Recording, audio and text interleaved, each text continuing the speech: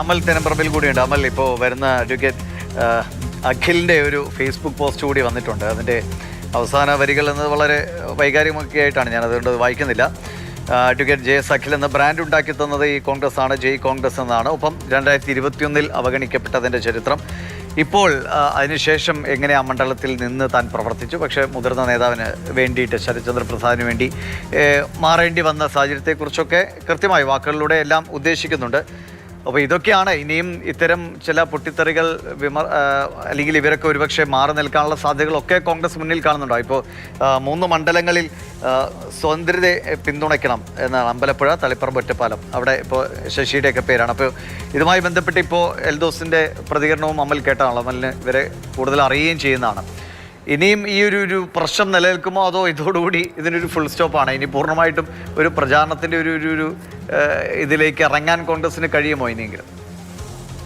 ഈ വിഷയം എനിക്ക് ഫേസ്ബുക്ക് നോക്കാൻ കഴിഞ്ഞിട്ടില്ല. ഫേസ്ബുക്ക് ഈ പട്ടിക പുറത്ത് വന്നിട്ടുണ്ടെങ്കിൽ കായംകുളത്ത് എം ലിജു ആയിരുന്നു എന്നുള്ള കാര്യം ഉറപ്പായിരുന്നു. അതോടൊപ്പം തന്നെ ഇവിടെ കഴക്കൂട്ടത്ത് ശരത്ചന്ദ്ര പ്രസാദ് ആയിരുന്നു എന്നുള്ള കാര്യം ഉറപ്പായിരുന്നു. അതോടൊപ്പം അബിൻ വർക്കി ആറന്മുളയിൽ ഉറപ്പായിരുന്നു. ഇവിടെ 3 പരിഗണിക്കപ്പെട്ട പേരുകൾ യുവനേതാക്കളുടെ പേരുകളാണ്. ഹരിതബാബു കായംകുളത്ത് കഴിഞ്ഞ തവണ മത്സരിച്ചതാണ്. ഹരിതബാബു ഒരു വട്ടം കൂടി ഒരു ശ്രമം നടത്തിയിരുന്നു. അതോടൊപ്പം തന്നെ JS അഖിൽ കഴക്കൂട്ടത്ത് ഒരു ശ്രമം നടത്തിയിരുന്നു. പക്ഷേ അവിടെ ശരത്ചന്ദ്ര പ്രസാദിന് സാമുദായിക സമവാക്യം അടക്കം പരിഗണിച്ചുകൊണ്ട് ശരത്ചന്ദ്ര പ്രസാദ് ആ സീറ്റ് നൽകേണ്ട അവസ്ഥയിലേക്ക് വന്നു.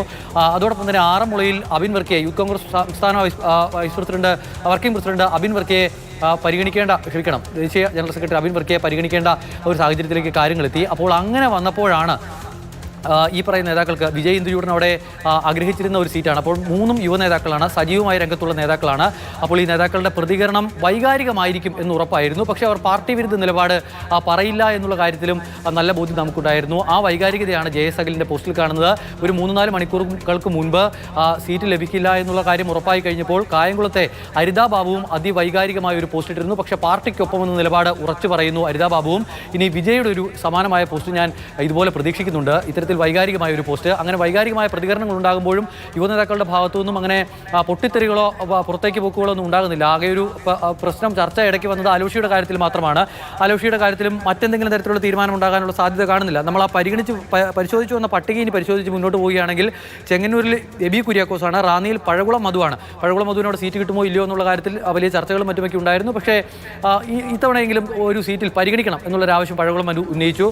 ഒരുപക്ഷെ ജയിക്കാൻ കഴിഞ്ഞേക്കാം എന്നുള്ള ഒരു വിശ്വാസത്തിന്റെ അടിസ്ഥാനത്തിൽ കോൺഗ്രസ് അവിടെ പഴകുളം മധുവിന് സീറ്റ് നൽകുകയാണ്.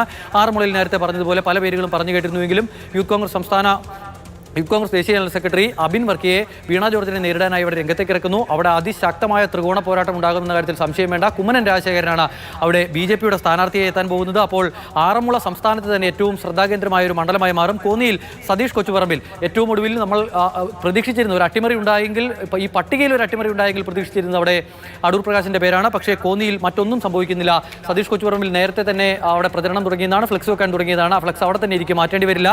ഇനിയിപ്പോൾ അടൂരിൽ ശാന്തകുമാർ സ്ഥാനാർത്ഥിയാകുന്നു. ആ പേരും നേരത്തെ തന്നെ ഏകദേശം ഉറപ്പിച്ചതാണ്. ചടയമംഗലത്ത് MM നസീർ സ്ഥാനാർത്ഥിയായി എത്തുന്നു. MM നസീർ സ്ഥാനാർത്ഥി ഈ പുനലൂരും അതോടൊപ്പം തന്നെ ചടയമംഗലവും വെച്ചൊരു മാറ്റം, ലീഗുമായൊരു മാറ്റം ആദ്യം ആലോചിച്ചിരുന്നു. പക്ഷേ മാറ്റങ്ങളൊന്നുമില്ല. പുനലൂരിൽ ലീഗ് തന്നെ മത്സരിക്കും. അവിടെ ചിലർ റിബലായി മത്സരിക്കുമെന്നുള്ള കാര്യമൊക്കെ പറഞ്ഞ് രംഗത്തെത്തുന്നുണ്ട്. കോൺഗ്രസ്സുകാർ അവിടെ ലീഗിനെതിരെ റിബലായി വരും എന്നുള്ളതാണ് അവിടെ പറഞ്ഞു കേൾക്കുന്നത്. എന്തായാലും MM നസീർ ചടയമംഗലത്ത് മത്സരിക്കുകയാണ്. ഇടത് കോട്ടയാണ്, ചിഞ്ചുറാണിയുടെ സ്ഥലമാണ്. അവിടെ എങ്ങനെ ചിഞ്ചുറാണിയെ മറികടന്ന് രംഗത്തെത്താൻ പറ്റും എന്നുള്ളതാണ് പ്രധാനപ്പെട്ട ചോദ്യം. എന്തായാലും MM നസീറിനെ ഇറക്കിയ ഒരു പോരാട്ടം കാഴ്ചവെക്കാനാണ് കോൺഗ്രസിന്റെ തീരുമാനം. വർക്കലയിൽ വർക്കല കഹാർ, അവിടെ SS ലാലിന്റെ പേര് പറഞ്ഞു കേട്ടിരുന്നുവെങ്കിലും ഇന്നലെ ഏകപക്ഷീയമായ ഒരു പിന്മാറ്റം SS ലാലിന്റെ ഭാഗത്തുനിന്നും ഉണ്ടായി. ഞാനില്ല എന്നുള്ള കാര്യം ഫേസ്ബുക്കിലൂടെ SS ലാൽ പറഞ്ഞിരുന്നു. കഴിഞ്ഞ തവണ കഴക്കൂട്ടത്ത് മത്സരിച്ച സ്ഥാനാർത്ഥിയാണ് SS ലാൽ. അവിടെ ഒരു ഈഴവ പ്രാതിനിധ്യം വേണമെന്നുള്ള ആവശ്യം വർക്കല ശിവഗിരി മഠമൊക്കെ ഉന്നയിച്ചിരുന്നുവെങ്കിൽ കൂടി മുൻ MLA എന്നുള്ള നിലയിൽ, 2 വട്ടം MLA എന്നുള്ള നിലയിൽ വർക്കല കഹാറിനെ അവിടെ പരീക്ഷിക്കുകയാണ്. നെടുമങ്ങാട് മീനാങ്കൽ കുമാർ CPIയിൽ നിന്നും കോൺഗ്രസിലേക്ക് എത്തിയ നേതാവാണ്. മീനാങ്കൽ കുമാറിനെ ഈ നെടുമങ്ങാട് പരിഗണിക്കുന്നു. വാമനപുരത്ത് പാലോട് രവിയുടെയും അതോടൊപ്പം തന്നെ ആനാട് ജയന്റെയും, കഴിഞ്ഞ തവണ മത്സരിച്ച ആനാട് ജയന്റെയും പേര് പരിഗണിച്ചിരുന്നു. മുൻ MLA ആയിരുന്ന പാലോട് രവിയുടെ പേര് പരിഗണിച്ചിരുന്നു. അതോടൊപ്പം തന്നെ സുധീർ ഷാ പാലോടിന്റെ പേര് പരിഗണിച്ചിരുന്നു. സുധീർ ഷാ പാലോട് ഒരു യുവമുഖം എന്നുള്ള നിലയിൽ സുധീർ ഷാ പാലോട് അവിടെ മത്സരിക്കട്ടെ എന്നുള്ള തീരുമാനത്തിലേക്ക് എത്തുകയായിരുന്നു. ജില്ലാ പഞ്ചായത്ത് മെമ്പറാണ് നിലവിൽ. കോൺഗ്രസിന്റെ പാർലമെന്ററി പാർട്ടി ലീഡറാണ് ജില്ലാ പഞ്ചായത്തിലെ. കഴിഞ്ഞ തവണ ഒരു ഇടത് കോട്ടയിൽ ശക്തമായ മത്സരം കാഴ്ചവെച്ച് മികച്ച ഭൂരിപക്ഷത്തിൽ വിജയിച്ചു വന്ന സുധീർ ഷാ പാലോടിനെ അവിടെ രംഗത്തിറക്കാൻ തീരുമാനിക്കുകയായിരുന്നു കോൺഗ്രസ്. കഴക്കൂട്ടത്ത് ശരത്ചന്ദ്ര പ്രസാദിനെ മത്സരിക്കുകയാണ്. നേരത്തെ JS അഖിലോടെ പ്രതീക്ഷിച്ചിരുന്ന ഒരു മണ്ഡലമാണ്. പക്ഷേ ശരത്ചന്ദ്ര പ്രസാദ് അവിടെ സ്ഥാനാർത്ഥിയായി എത്തുന്നു. നേമത്ത് KS ശബരിനാഥൻ സ്ഥാനാർത്ഥിയാകുന്നു. കഴിഞ്ഞ രണ്ട് ദിവസങ്ങൾ കൊണ്ട് നമ്മൾ ഏകദേശം ഉറപ്പിച്ച ഒരു സ്ഥലമായിരുന്നു. അവിടെയും ശക്തമായ ഒരു മത്സരം നടക്കുന്ന സ്ഥലം. ത്രികോണ പോരാട്ടത്തിലേക്ക് കാര്യങ്ങളെ എത്തിക്കാൻ പറ്റുമോ എന്നുള്ളതാണ് കോൺഗ്രസ് നോക്കുന്നത്.